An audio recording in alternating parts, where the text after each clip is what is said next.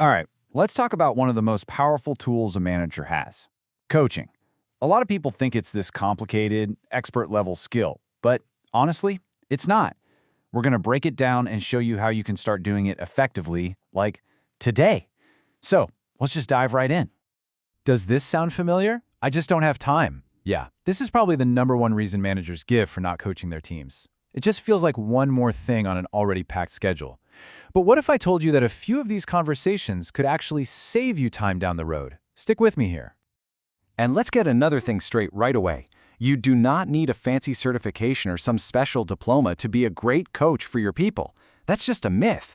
All the research shows that coaching is a natural leadership skill. It's really about your mindset, not about having a piece of paper. So to really get this, we first have to understand the difference between wearing your manager hat and your coach hat. They're both super important roles, for sure, but they involve totally different kinds of conversations. And this right here breaks it down perfectly. See, managing is usually done on the fly. It's about giving directions, answering quick questions, just getting the task done. But coaching, that's different. It's something you have to set aside time for. And it's not about you giving all the answers. It's about you asking questions to help your employee grow and figure things out for themselves. Okay, so how do you actually do it? This is where it gets really simple and practical. Let's walk through a 5-step framework that you can literally start using the minute we're done here. It really is this straightforward. First, you just have to block out some dedicated time on the calendar. Then, in that meeting, your main job is just to ask it questions and then listen. Really listen. Let them do the talking. Out of that conversation, you work together to land on one specific action item. Then, to make sure it happens, you schedule a follow-up. And that's it. That's the loop. You just repeat that process, and you create this amazing cycle of growth. Now, you might be wondering, what do I even ask? You don't need a complicated script. Look how simple but powerful these are. Just starting with something open-ended like, how are you feeling about your job? That lets your employee guide the conversation. It shows you what's really on their mind, not just what you think is on their mind.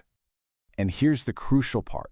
When they start talking, your job isn't to immediately jump in with a fix. It's to practice active listening. You know, this isn't just about hearing their words. It's about trying to understand the feeling behind the words and maybe even reflecting that back to them. You're there to understand, not just to wait for your turn to speak. So, we've covered the how, but let's talk about the why. Because the why is what's really going to motivate you to make time for this. These conversations, as simple as they seem, have a massive payoff for your employee, for you, and for the whole team. I mean, just look at this. When you help people think for themselves, their confidence soars. You empower them to solve their own problems so they don't have to come to you for every little thing. And what does that lead to? Higher engagement, better performance, and, this is a big one, a real relationship built on a foundation of trust. And this quote just says it all, doesn't it? This isn't about you being the hero with all the answers. It's about you creating an environment where your team members can find their own answers. That's the shift. That's what takes a good manager and makes them a truly great leader. Okay, so you might be feeling inspired, but maybe also a little intimidated? Don't be. Seriously, the goal here isn't to become the world's most perfect coach overnight. The goal is just to start. That's it.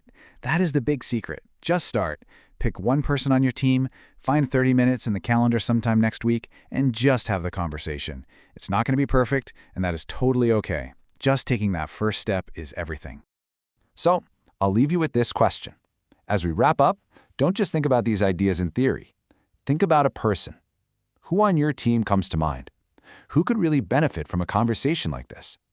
Go on, pull up your calendar right now and schedule that first session. You'll be amazed at what happens.